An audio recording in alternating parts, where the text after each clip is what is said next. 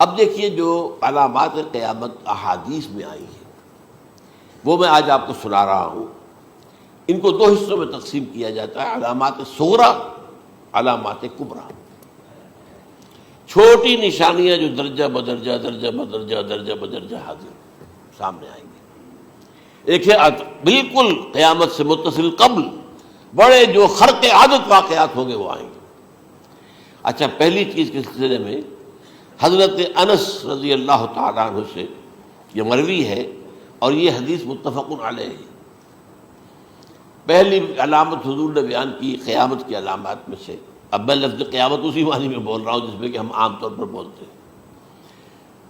آپ نے فرمایا علم اٹھا لیا جائے گا،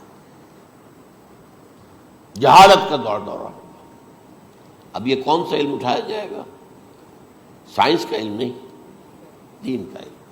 آج تو ساری قدر و قیمت جو ہے جس کے لیے دوڑتے ہیں لوگ لاکھوں روپے کی فیسیں دے کر، ایم بی اے ہو رہے ہیں، یہ جو ہے اکاؤنٹنسی کا پاس کر رہے ہیں، یہ سی اے کر لیا ہے، یہ کوئی اور جو ہے فزکس میں کوئی کیمسٹری میں ڈاکٹریٹ کر لی ہے، ڈاکٹر بن گئے تو کیا ہی کہہ رہے ہیں. اس لیے کہ بڑی چیز جو پاکستان سے ایکسپورٹ ہوتی ہے وہ ڈاکٹر ہیں. جو اتنے بڑے پیمانے پر جو کالج کھلے ہوئے، 3 لاکھ روپے ایک سال کی فیس، 5 لاکھ روپے ایک سال کی فیس. یہ کیوں لیتے ہیں اور کیوں لوگ دیتے ہیں؟ کہ موقع مل جاتا ہے ایم بی بی ایس کر کے. امریکہ کے اندر بھی ڈیمانڈ ہے، ان کے ہاں ڈاکٹر جو ہیں جتنے ہونے چاہیے نہیں ہے، لہذا اور بھی بہت سی جگہوں پر ڈیمانڈ ہے. تو جس چیز کی مارکیٹ میں ڈیمانڈ ہے وہ علم ہے. آج علم کمپیوٹر کا علم ہے یہ. حالانکہ ان میں سے کسی کے اوپر لفظ علم کا اطلاق میرے نزدیک غلط ہے، جہالت ہے. علم وہ ہے جو ذہن کو جلا دے، جو سوچ کو جلا دے، روشنی پیدا کرے، دماغی روشنی، وسعت دے، انسان کے فکر کو وسعت دے، اس کے ذہنی جو ہے جو افق ہے اس کو وسیع کرے. علم تو وہ ہے جو حقیقت کے کیا علم بھی اس سے عطا فرمائے. قرآن ہے، حدیث ہے، باقی اور چیزیں جو اس سلسلے میں آ سکتی ہیں وہ ہے کہ جو قرآن اور حدیث کی سمجھنے میں مومن ہوں اور زیادہ جو ہے اس کے تک فہم کو آسان کر دیں. لیکن یہ کہ فرمایا علم اٹھا لیا جائے گا، جہالت کو فروغ ہوگا. ظاہر بات ہے ایک ہی بات ہوئی ہے. دوسرے نمبر پہ یہ کہ جہالت کو فروغ ہوگا. نمبر 3 زنا کثرت سے ہوگا. نمبر 4 شراب نوشی عام ہو جائے گی. نمبر 5 عورتوں کی تعداد بہت زیادہ ہو جائے گی، مردوں کی تعداد کم ہو جائے گی. یہاں تک کہ 50 عورتوں کا خیر خبر کرنے والا، کوئی نگرانی کرنے والا، وہ ایک مرد. اچھا، یہ تو ہے ایک حدیث جو میں نے آپ بیان کر دی متفق علیہ. یہ بخاری اور مسلم دونوں میں ہے. دوسری حدیث بخاری کی ہے. اس کو حضرت ابو ہریرہ رضی اللہ تعالیٰ عنہ نے روایت فرمایا ہے. قیامت آئے گی جب امانت ضائع ہو جائے گی. آج ہمارے ہاں امانت کے ضائع ہونے کا جو نقشہ ہے شاید پوری دنیا میں کہیں اور نہیں.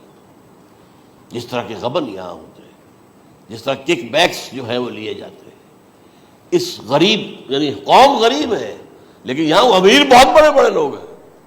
وہ تو دنیا بھر کے ٹاپ کے امیروں کے اندر ان کا شمار ہو جائے گا. لیکن یہ کہ یہ سب امیر کیسے بنے؟ غبن بلین دولت کا. اب تو اس سے کم کی تو بات ہی نہیں ہوتی. فلاں نے اتنے بلین جو ہے پیسے اپنا جو ہے قرضہ معاف کرا لیا. بھائی کس نے کیا، کون کرتا ہے معاف؟ یہ کسی کے باپ کی جاگیر ہے؟ یہ پیسہ بینک کے اندر حکومت کا ہے کہ حکومت کو اختیار ہو کے وہ رائٹ آف کر دے ان کے جو ہے ان کی جائیدادیں کرو ضبط. لیکن ہوتا کیا ہے، بینک آفیسر بے ایمان ہے. وہ کہتا تھا 1 کروڑ کا قرضہ لے جاؤ، 10 لاکھ مجھے دے جاؤ، چاہے تم میرے پاس کوئی ڈاکومنٹ جو ہے ایسے نہیں دے سکتے. حالانکہ ہونا چاہیے. اتنا بڑا قرضہ لے رہے ہو تو ڈاکومنٹس یہاں پر ہمارے سامنے لاؤ کہ اگر تم نہ دے سکو تو ہم ان ڈاکومنٹس کے ذریعے سے تمہاری جائیداد، تمہاری کوئی جاگیر، تمہاری کوئی اور چیز اس کو قبضہ کریں. جب وہ وقت آتا ہے دیکھتے تو یہ ڈاکومنٹس ہی فیک ہیں. اللہ خرچ کیا کرے گا کوئی؟ بینک کا باپ بھی واپس نہیں لے سکتا. اور یہ سب کس کی بے ایمانی ہے؟ وہ جو بیٹھا ہوا بینک مینیجر، سارا سودا اس کے مابین ہوتا ہے کہ 1 کروڑ ہے نا، 10 لاکھ مجھے جو 90 تم لے جاؤ. باقی یہ کہ ٹھیک ہے میں تمہارے جو ڈاکومنٹس تم پیش کرے اس میں کوئی اعتراض نہیں کرتا، بس جاؤ. اور نمبر 2 حکومت نااہلوں کے سپرد ہو جائے گی. یہ ہے امام بخاری کی روایت کردہ روایت جو حضرت ابو ہریرہ سے. مسلم شریف میں ابو ہریرہ رضی اللہ تعالیٰ عنہ سے ایک اور روایت ہے، مال عام ہو جائے گا یہاں تک کہ زکوٰۃ قبول کرنے والا کوئی نہ ہوگا. یہ بات وہ ہے جو آج سعودی عرب اور یو اے ای کے اندر آپ کثرت سے دیکھ سکتے ہیں. دولت جو ہے وہ ریل پیل. ابھی تھوڑا سا آیا ہے معاملہ خاص طور پر دبئی میں، کیونکہ وہاں بہت زیادہ کنسٹرکشن ہو رہی تھی، تو پوری دنیا میں آپ کو معلوم ہے کہ جو ریئل اسٹیٹ کہلاتا ہے اس کا حال بہت پتلا ہے، لیکن وہاں کے دولت ریل پیل ہے ہر جگہ پر. اور سب سے اہم متفق علیہ روایت، متفق علیہ کیا، وہ تو حضرت عمر سے بھی مروی ہے، ابن عمر سے بھی مروی ہے، ابن عباس سے بھی مروی ہے، ابو ہریرہ سے بھی مروی ہے، عبداللہ ابن مسعود سے بھی مروی ہے رضی اللہ تعالیٰ عنہ اجمعین. اور یہ وہ حدیث ہے جسے کہا جائے حدیث جبرائیل، جسے ام السنہ بھی کہا گیا. اس میں جو آخری سوال کیا حضرت جبرائیل نے حضور سے، چوتھا، پہلا یہ تھا کہ اسلام کیا ہے مجھے بتائیے، ایمان کیا ہے اس کی حقیقت کیا ہے یہ مجھے بتائیے، تیسرا احسان کیا ہے یہ بتائیے، چوتھا یہ کہ قیامت کے بارے میں بتائیے کب ہوگی. حضور نے فرمایا کہ اس کے بارے میں جس سے سوال کیا جا رہا ہے وہ اس سے زیادہ نہیں جانتا جو کہ سوال کر رہا ہے. اب اس کے کئی مفہوم ہو سکتے ہیں کہ بہرحال یا تو حضرت، چونکہ بعد میں معلوم ہوا کہ حضور نے پہچانا نہیں کہ یہ جبرائیل ہے، بلکہ جب سوال جواب ہو کر وہ چلا گیا شخص تو اچانک حضور کے ساتھ ذرا ردو ہو ہی لیا، ذرا بلانا اس کو دوبارہ لانا. اب جو دیکھا کہ یہ وجود ہی نہیں اس کا، آسمان نے اس کو اچک لیا، زمین نے نگل لیا، کیا ہوا ہے. پھر آپ نے یہ جبرائیل تھے جو تمہیں تمہارا دین سکھانے آئے تھے جبکہ تم سوال نہیں کر رہے ہو. یہ بڑے بیسک کوسچن تھے، اس لیے کہ دنیا کے ہمارا نظام اسلام پر ہے، ایمان پر نہیں ہے. اس لیے کہ ایمان کو ویریفائی کر ہی نہیں سکتے. کیسے پتا ہوگا اس میں ایمان ہے یا نہیں ہے؟ کوئی آلہ نہیں ہے، کوئی الیکٹروکارڈیوگرام ابھی تک ایسا نہیں ہے، کوئی جو ہے اور جو طریقے چل رہے ہیں وہ تو ان کے ذریعے سے یہ تو نہیں معلوم ہو سکتا ایمان ہے کہ نہیں. لہذا یہاں کا سارا نظام اسلام پر ہے. شہادت اللہ الہ الا اللہ وان محمد رسول اللہ، پھر ایک نظام بنا دیا، وإقام الصلاۃ وإیتاء الزکوٰۃ وصوم رمضان وحج البیت. اس میں بھی یہ ہے کہ اگر کوئی نماز کو نہیں مانتا تو کافر ہوگا، لیکن نماز پڑھتا نہیں ہے تو کافر نہیں ہے، فاسق ہے، فاجر ہے، گناہ گار ہے، کمزور مسلمان ہے. اس طرح زکوٰۃ کا منکر ہو جائے گا تو وہ کافر ہوگا، لیکن زکوٰۃ دے نہیں رہا ہے تو یہ گویا کہ گناہ گاری ہے، کمزوری ہے. تو اس حوالے سے نوٹ کر دیجئے کہ یہاں کا دنیا کا سارا اسلامی نظام اور سارا کانسٹیٹیوشنل اور لیگل سسٹم جو ہے اسلام کا وہ اقرار باللسان پر ہے. ایمان ہے وہ کہ جس کی بنیاد پر وہاں فیصلے ہوں گے. یہاں کوئی شخص مسلمانوں کا بڑا لیڈر ہے، بڑا علامہ ہے، بڑی اس کی قدر و منزلت ہے، اس کے ہاتھ چومے جا رہے ہیں، پاؤں چومے جا رہے ہیں، ہو سکتا ہے وہاں کہا جائے دفع ہو جاؤ، تمہارے دل میں ایمان نہیں تھا، تم نے یہ سب کچھ کیا تھا اس لیے کہ کہا جائے کہ بڑے عالم ہو، اور یہ کہا جا چکا فقط قیلا. اب یہاں کچھ نہیں ہے تمہارے پاس. پھر فرشتوں کو حکم ہوگا کہ اس کو گھسیٹتے ہوئے جہنم میں ڈال دیں. 3 باتیں بیان کی آپ نے. یہی حشر اس کا ہوگا مالدار کا. اللہ پوچھے گا میں نے تمہیں بہت مال دیا، تم نے کیا کیا؟ وہ کچھ گنوانا شروع کرے گا. اللہ فرمائے گا جھوٹ بول رہا، قذبتا، تم نے یہ خیرات و صدقات اس لیے کیے تھے کہ تمہاری سخاوت کے ڈنکے بج جائے، تعریفیں کی جائے. وہ کی جا چکی ہے، دنیا میں ڈنکا بج گیا. یہاں کچھ نہیں تھا، وہ نیت دل میں کچھ اور تھی تمہارے. میں لیس البر ان تولوا وجوہکم والا قرآن مجید کا سبق ہمارا منتخب نصاب کا نمبر 2 بڑی تفصیل سے بیان کیا. یہی معاملہ ہوگا اس عالم کا. اللہ فرمائے گا میں نے تمہیں علم دیا، تم نے، وہ کہے گا میں نے علم پھیلایا لوگوں میں ہدایت کی. جھوٹ بول رہے ہیں، تم نے تو صرف اس لیے کیا تھا، تمہاری نیت یہ تھی کہ بڑا عالم شخص ہے، بڑا فاضل شخص ہے. تو یہ سب کہا جا چکا. تو وہاں کا معاملہ جو ہے وہ اسلام پر نہیں ہے. یا آپ دکھائیں گے دیکھیے میرا آئیڈینٹی کارڈ، اس پہ اسلام میرا مذہب لکھا ہوا ہے، یا یہ میرا پاسپورٹ ہے. آئیڈینٹیفیکیشن کے لیے دنیا میں عام طور پر یہ چیزیں ہوتی ہیں. کوئی تعلق نہیں. آخرت کا معاملہ کسی اور شے پر ہے.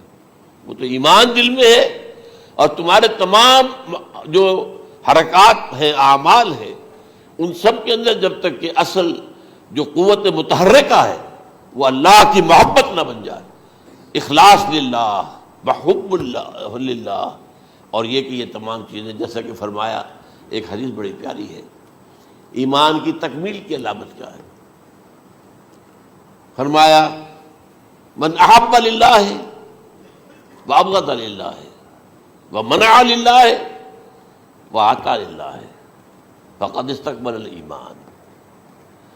جس شخص کے نے محبت جس سے بھی کی اللہ کے لیے کی، اپنے مفادات کے لیے نہیں، رشتہ داری کی بنیاد پر نہیں. محبت اوپر ہو جائے، رشتہ دار کا حق ہے دو، بیوی کے حقوق ہیں دو، لیکن محبت یہ اللہ کے لیے ہو کہ فلاں شخص سے مجھے محبت اللہ کے لیے.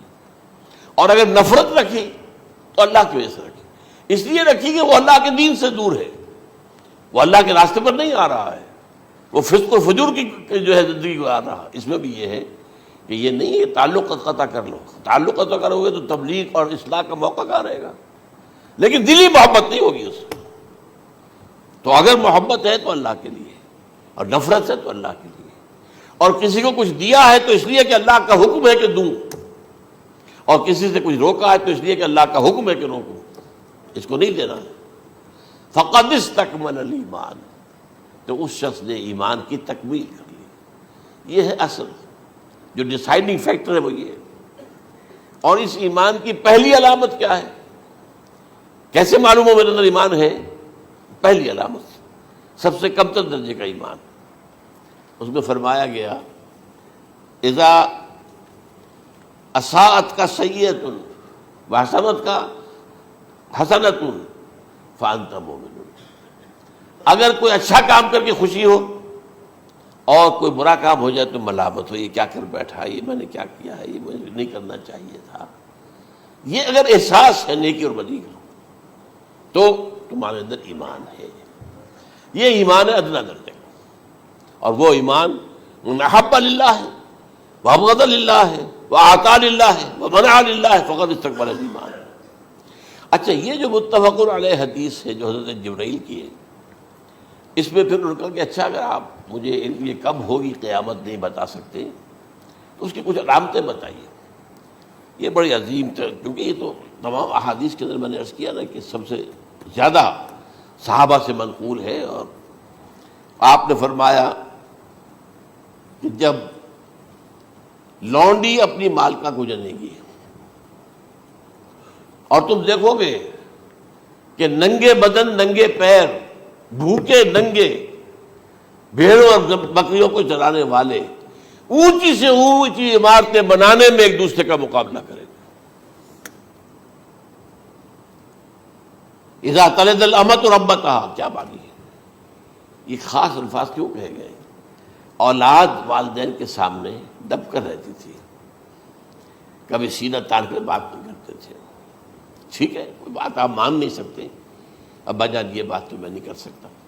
یا فرض کیجئے کہ وہ آپ کو کسی نیکی سے روک رہے ہیں، کسی دینی کام سے روک رہے ہیں، ابا جان یہ تو میں نہیں کروں گا، یہ تو دین کا فرض ہے. یہ کہیں آپ، اور ڈٹ کر کہیں اور جمیں اس پر، لیکن یہ کہ کوئی سرکشی کا انداز نہ ہو. ایسا نہ ہو کہ اپنے جناب سیدھے کو تان کر کے کھڑے ہو جائے، میں نہیں کروں گا، یہ نہیں، یہ غلط ہو جائے.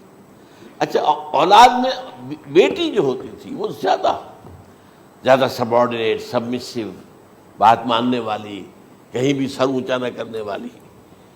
اور آخری دور میں کیا ہوگا، بیٹیوں سے مائیں ڈریں گی، انہیں ٹوک نہیں سکتی کسی بات پر، پتہ نہیں کیا بک دے، کیا بکواس کر دے. یہ تو ہمارے یہاں ہو گیا ہے، باہر کیا ہے تو آپ یہ بھی نہیں پوچھ سکتے. آپ کی 13 برس کی لڑکی آئی ہے رات کو 1 بجے، نہیں پوچھ سکتے کہاں رہی ہو، یہ رات کہاں گزاری، پوچھ ہی نہیں سکتے. یہ پوچھنا بھی جرم ہے. اپنے چھوٹے بچے کو آپ نے ایک تھپڑ مار دیا، تہذیب ہے، سکھانا ہے، غلط کام کیا ہے، اس کی سرزنش ہو رہی ہے، فوراً وہ اگر ایک فون کر دے گا پولیس آئے گی، بچے کو لے جائے گی، اسے لا کر کہیں اور جو ہے ڈپازٹ کرے گی اور آپ پر مقدمہ چلے گا، آپ کو اس کی سزا بھگتنی ہوگی. ظاہر بات ہے کہ پھر وہاں سرکشی کا کیا عالم ہوگا، پھر اولاد کہاں سر جھکائے گی، کس درجے میں جھکائے گی، اس کی تربیت عثمانی ہوئی نہیں. تو ان تلد الامۃ ربتها، گویا کہ ماں بیٹی کے نزدیک ماں جو ہے وہ ایسی ہو جائے گی جیسے لونڈی. گویا کہ لونڈی نے ایک اپنی مالکہ کو جنم دیا ہے، بیٹی مالکہ بن جائے گی اور ماں جو ہے لونڈی بن جائے گی. اور دولت کے ریل پیل کا ابھرتا دکان، یہ جو بھوکے ننگے اور مفلس، کیا حال تھا. 100 برس پہلے انہیں کھانے کو کچھ نہیں ملتا تھا. یہ مشرقی ساحل پر تھے، یہ سوائے یہ کہ مچھلیاں پکڑ لی، اللہ خیر اللہ وہ کھا لی، یا کہیں ان کو بیچ دیا، کوئی بنڈی لگ جاتی تھی وہاں، اور کیا تھا. اور مغربی ساحل پہ کیا ہوتا تھا؟ ساری ان کی معیشت حج کے گرد گھومتی تھی. حاجی آئے ہیں، خریداریاں کر رہے ہیں، اور آپ کو معلوم ہے پوری دنیا سے مال پہلے بھی پہنچتا تھا وہاں. آپ کو جو ہے ہر ملک کے ہر کونے کا پھل وہاں مل جائے گا آج بھی. اور وہاں پر یہ ہے کہ سب سے بڑی بدوؤں کے لیے سب سے بڑی بات کیا تھی؟ قربانی کا گوشت. اسے وہ سکھاتے تھے، سخت چمڑے کر کے کھاتے تھے. یہ ان کا حل تھا. آج جا کر دیکھیے نئے شہر بن رہے ہیں، امریکنز کو کانٹریکٹ دیے جا رہے ہیں، بالکل ماڈرن شہر بنا دو. ایک ایبسولوٹلی ماڈرن شہر جو ہے وہ جو مشرقی ساحل کے اوپر جو پہلے سے آرام کو سٹی ہے، امریکن سٹی ہو، اس کے اندر کوئی سعودی بھی داخل نہیں ہو سکتا سوائے جس کے پاس اس سٹی کی طرف سے لائسنس نہ ہو. اور اس کی چار دیواری کے اندر، چار دیواری کیا فصیل کے اندر کہی ہے، جو چاہو کرو، کوئی تم پر پابندی نہیں. ننگے نہاؤ، تالاب ہے نہا رہے، ننگی عورتیں ننگی مردیں نہا رہے، کوئی پوچھنے والا نہیں. اب اسی قسم کا ایک سٹی آباد ہونا جا رہا ہے مغربی ساحل پر، جدہ اور ینبوع کے درمیان. اور اس میں اصل میں جتنی بھی دولت ہے جو پیٹرول کی ہے وہ وہیں پر رکھ لی جاتی ہے امریکہ کے اندر، تاکہ امریکہ جو ہے ایسے ایسے پروجیکٹ بنا کر جب تمہیں دے گا تو اس میں سے پیسے دے گا، وہ نہیں ملتی ان کو واپس. بہرحال یہ تو میں نے ایک جگہ آپ سے ذکر بھی کیا تھا، دی کنفیشنز آف این اکنامک ہٹ مین. وہ کنفیشنز کی بات جو ہے اگر آپ میں سے کسی کو دلچسپی ہو تو اسے پڑھیں کہ کس طریقے سے 1973 کے آئل امبارگو کے بعد جو شاہ فیصل شہید کے زمانے میں ہوا تھا، پھر جس طریقے سے امریکہ نے ان تمام ممالک کو جکڑ لیا ہے، اس کا پورا جو پروسیس کیا تھا وہ سامنے آتا ہے. بہرحال اس کے بعد آتا ہے علامات کبریٰ کا ذکر، بڑی علامتیں جو کہ بالکل خرق عادت کے انداز میں ہوگی، جن کا معاملہ جو ہے وہ آپ کے ناپ تول میں نہیں آ سکتا. آپ کی کیمسٹری فزکس اس کا جو ہے وہ نہیں کر سکتی ادراک ہوگا یہ قیامت کی. ان میں نمبر 1 کیا ہے؟ ایک بہت بڑا دھواں آئے گا، پوری دنیا کو لپیٹے گا.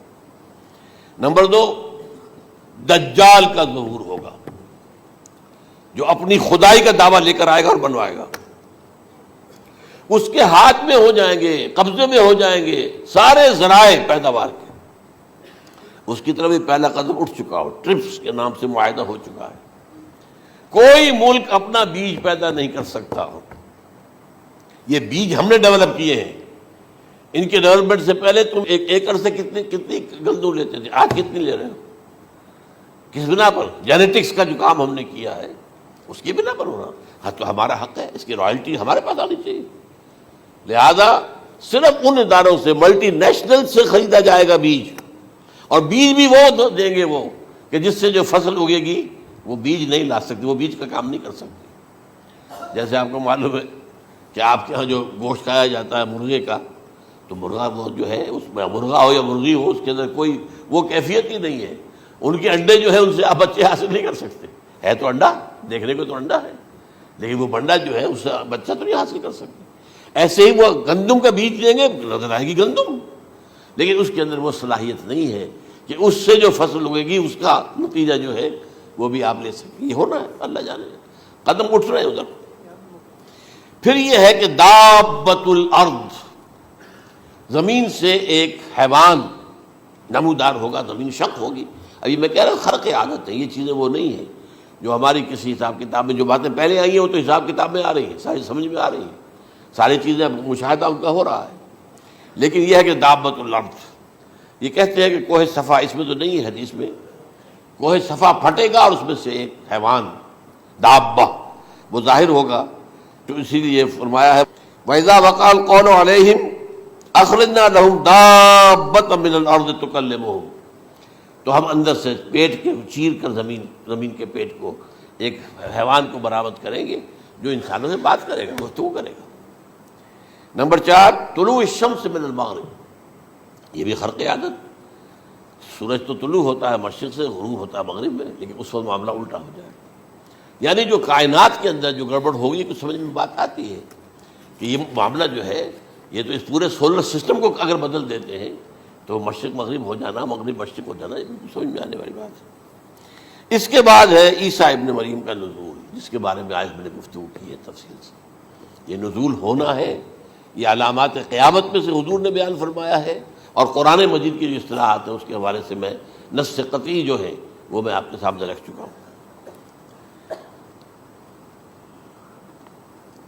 پھر یاجوج ماجوج کا ایک معاملہ ہے، یہ میں ابھی اس وقت زیادہ اس پر بات نہیں کر سکتا۔ حضرت عیسیٰ علیہ السلام کے نزول کے بعد دو کام ہوں گے، یہودیوں کا قلع قمع ختم، تمام یہود، ایک کام تو یہ ہونا ہے، اور نمبر دو عیسائیت کا ختم ہو جانا۔ عیسائیت کی نفی کر دیں گے، بھائی میں تم مجھے خدا کا بیٹا بنائے بیٹھے ہو، میں تم خدا کا بیٹا نہیں ہوں، میں تو اس کا بندہ ہوں، رسول ہوں، میں نے تم سے کب کہا تھا کہ مجھے خدا کا بیٹا بناؤ۔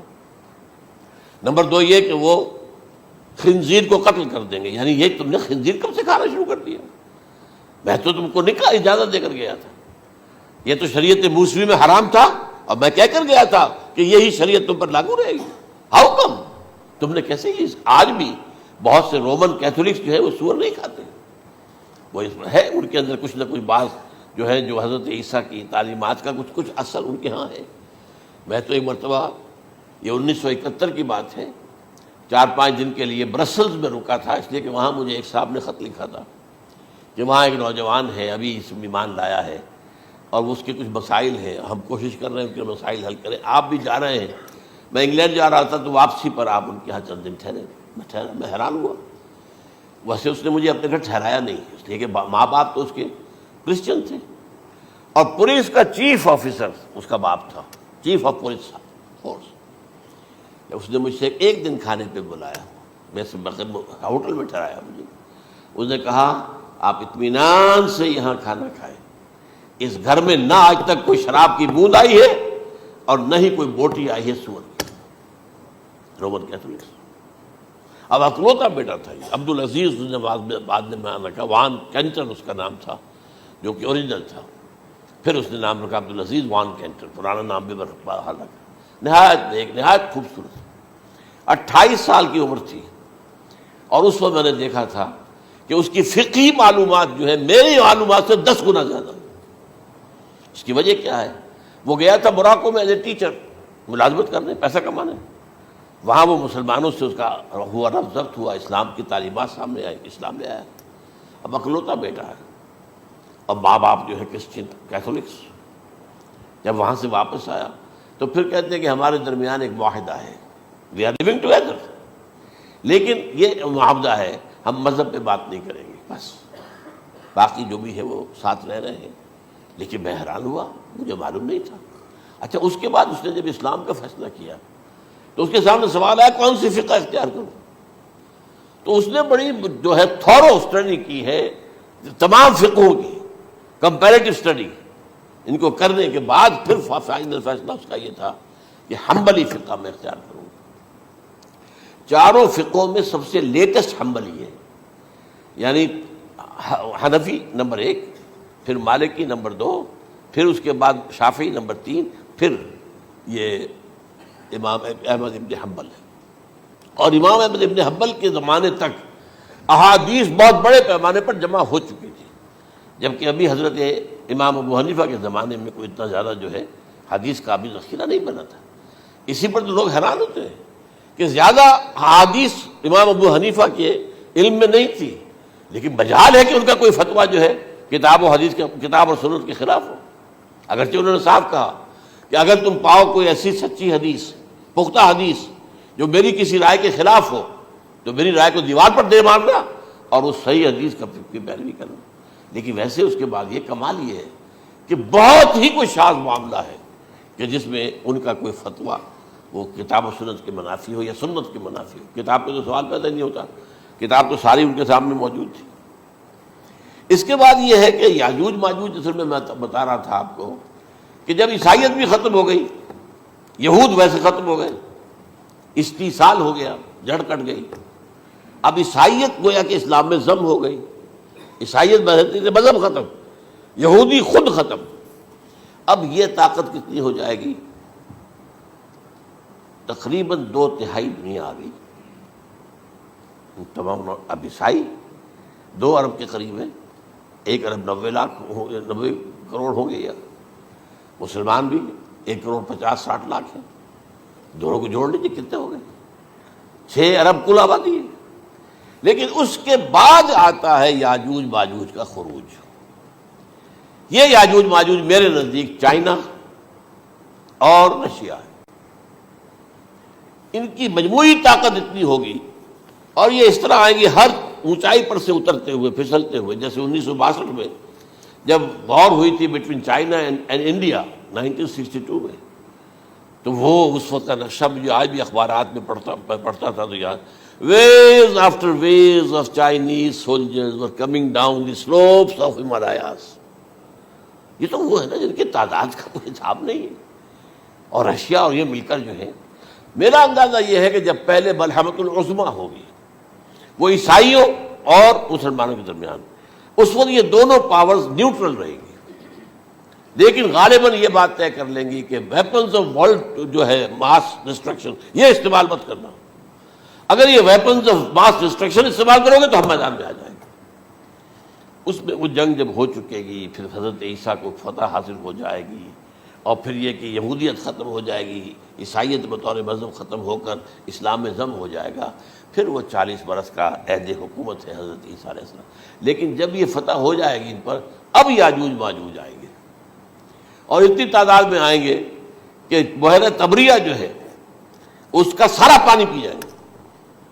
یہ تو اگر آپ کو کبھی اندازہ ہو، یا کوئی آپ جانیں ان لوگوں کو جو ان چینیوں سے واقف ہیں، وہ کہتے ہیں زمین پر ہلتی ہوئی کوئی چیزوں سے وہ چوری چھوڑ کے کھا جائیں گے۔ جہاں وہ جاتے ہیں ایز اے لیبرر، وہاں کے جو سارے کتے ہیں ختم، ساری بلیاں ختم، ہر شے، وہ جو سانپ کھاتے ہیں، ہر چیز کھاتے ہیں، اور یہ تمام ایسٹرن کنٹریز کے اندر ہوتا ہے، بڑی ڈیلیشس ڈشز ہیں یہ سانپ وغیرہ وغیرہ، اور یہ جس طرح کھا جائے، پانی پی، ایک قطرہ نہیں رہے گا اس پر۔ تو پھر جو ہے اللہ تعالیٰ اس وقت جو ہے اس میں ایک ایسی بیماری پیدا کرے گا، یہ سب مر جائے، یہ معجزے سے ہوگا۔ یعنی ان کے اوپر فتح جو ہے وہ عام لڑائی کے ذریعے سے نہیں ہوگی، بلکہ اس کے اوپر فتح جو ہوگی وہ اللہ تعالیٰ سے ہوگی، ایک بیماری پیدا ہوگی، سب مر جائے گا، اور اس کے بعد اللہ تعالیٰ ایسے پرندے بھیجے گا بڑی لمبی لمبی گردنوں والے، وہ ان سب کو کھا جائیں گے، جیسے ہمارے ہاں گدھ ہوتے ہیں، وہ ان کو صاف کر دیں گے۔ ورنہ تو یہ ہے کہ پوری دنیا کے اندر جو بدبو اور جو پیدا ہوتا معاملہ اس سے، تو اس نوع انسانی کی بقا ممکن نہیں تھی۔ ان کے خاتمے کے بعد پھر یہ ہوگا کہ حکومت اسلامی جو ہے پوری دنیا میں حضرت مسیح علیہ السلام کی ہوگی۔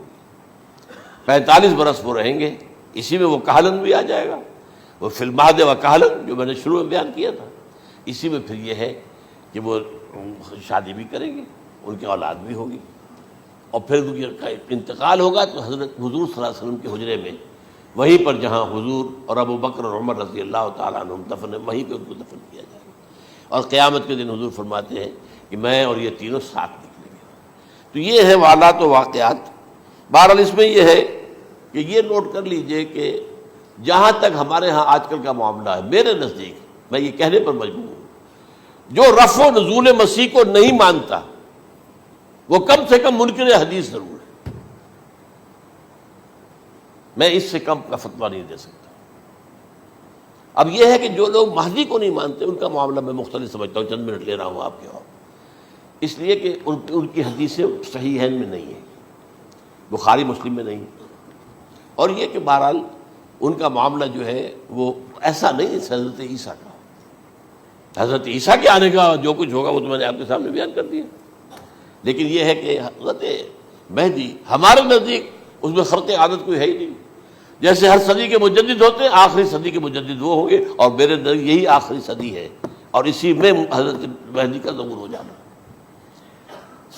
سعودی عرب میں کوئی خانہ جنگی ہوگی کسی بادشاہ کے انتقال پر، اور پھر اس وقت یہ ظاہر ہوں گے، اس وقت ملک کے حالات کو سنبھالنے کے لیے لوگ ان کو زبردستی نکالیں گے، چھپے ہوئے ہوں گے ایک گھر میں۔ یہ حضرت ام سلمہ رضی اللہ تعالی عنہ کی روایت ہے کہ ایک بادشاہ کے انتقال پر یہ خانہ جنگی ہو جائے گی، اور ایک شخص مدینے سے بھاگ کر مکے میں چھپ جائے گا۔ یہ تو ہے ان کے الفاظ، میں توجیہ کر رہا ہوں یہ، لوگ ان کی طرف دیکھ رہے ہوں گے کہ یہ جو وقت آیا ہے فتنے کا ہماری قوم پر، ہمارے ملک پر، تو ان کی شخصیت ایسی ہے کہ یہ بیچ میں آئیں، صلح صفائی کرائیں، اور وہ جو ہے اس ذمہ داری سے بچ کر بھاگیں گے اور جا کر مکے میں چھپ جائیں گے۔ پھر لوگ انہیں تلاش کر کے نکالیں گے اور زبردستی ان کے ہاتھ پر بیعت کریں گے، ورنہ وہ اتنے بڑے منصب کو۔ اور پھر یہ بھی ہے، ایک حدیث میں آتا ہے یصلحو فی لیلۃ واحدہ، ایک رات میں ان کی مکمل اصلاح کر دیں گے۔ یعنی اگر کوئی تھوڑا بہت نقص اور عیب کوئی ہوا بھی، کوئی کمی کوتاہی ہوئی بھی، تو اللہ تعالیٰ ایک رات میں اصلاح کروا دیں گے۔ لیکن ہمارے نزدیک اس کے اندر کوئی خرق عادت ہے ہی نہیں۔ البتہ جو کہتے ہیں اہل تشیع، وہ خرق عادت ہے کہ ان کے 12ویں امام جو ہے وہ بچپن ہی کے اندر اس خوف سے کہ جو بنو عباس بادشاہ ہیں وہ ان کو قتل کر دیں گے، تو وہ ایک غار میں چھپا دیے گئے۔ اب وہ 1200 برس سے اس غار کے اندر چھپے ہوئے، اور اس کے بعد وہ ظاہر ہوگی، وہ امام مہدی ہوں گے۔ اس میں خرق عادت ہے، لیکن میں یہ کہتا ہوں کہ محض خرق عادت کی بنیاد پر ہم اس کی نفی نہیں کریں گے۔ کیوں؟ کیا ہم یہ نہیں مانتے کہ اصحاب کہف 300 برس تک سوئے رہے؟ یہ کیا عام بات ہے؟ حضرت عزیر علیہ السلام، اللہ نے انہیں موت دی، موت، اور 100 برس کے بعد زندہ کر کے اٹھا لیا۔ تو خرق عادت حضرت عیسیٰ کو ہم اتنا بڑا خرق عادت مانتے ہیں کہ اٹھا کر آسمان پر، تیسرے آسمان کے اوپر ہیں، موجود ہیں، اب بھی ہیں۔ شب معراج میں تیسرے آسمان پر حضور کی ملاقات ان سے ہوئی۔ تو یہ خرق عادت کی بنیاد پر نفی نہیں ہم کرتے، ہو سکتا ہے، لیکن یہ کہ اس کے لیے ہمارے پاس کوئی دلیل نہیں، کوئی احادیث نہیں، کچھ نہیں، اس لیے ہم اس کو نہیں مانتے۔ البتہ خود وجود جو ہے حضرت مہدی کا، وہ کوئی عجیب بات نہیں ہے، وہ تو جیسے پہلے بھی آئے ہیں ہمارے مجددین، ایسے مجدد ہوں گے اور دین کو تازہ کر دیں گے۔ ایک صحیح اسلامی ریاست جو ہے وہ عرب میں قائم ہو جائے گی دوبارہ۔ حضور نے فرمایا وہ عدل اور انصاف سے عرب کو اسی طرح بھر دے گا جیسے کہ وہ اس سے پہلے ظلم اور جور اور زیادتیوں کے سے بھری ہوئی ہوگی۔ تو یہ کام ہوگا، یہ تو مجدد کا کام ہوتا ہی ہے اس حوالے سے۔ لیکن بہرحال میں نے پھر بھی کہا کہ اگر احادیث کی کمزوری کی وجہ سے کہ صحیح عین میں نہیں ہے، اگر کوئی شخص انکار کرے تو مجھے کوئی اعتراض نہیں ہے، ٹھیک ہے۔ لیکن جو حضرت عیسیٰ کے نفع سماوی اور حضرت عیسیٰ کے نزول کا انکار کرتا ہے، وہ کم سے کم، میں انہیں اور آگے کوئی فتویٰ نہیں دیتا کہ وہ کافر ہو گئے یا یہ ہو گئے یا وہ ہو گئے، لیکن منکر حدیث کے لائن میں تو وہ لازماً کھڑے ہو گئے، کیونکہ اتنی واضح اور پکی حدیثیں ہیں حضرت مسیح کے نزول کی، اور علامات قیامت میں جس طرح ان کا ذکر آتا ہے کہ اس سے انکار جو ہے وہ جب تک آپ پوری حدیث کے ذخیرے کا انکار نہ کریں اس وقت تک ممکن نہیں ہے۔ اقول قولی ھذا واستغفر اللہ لی ولکم ولسائر المسلمین والمسلمات۔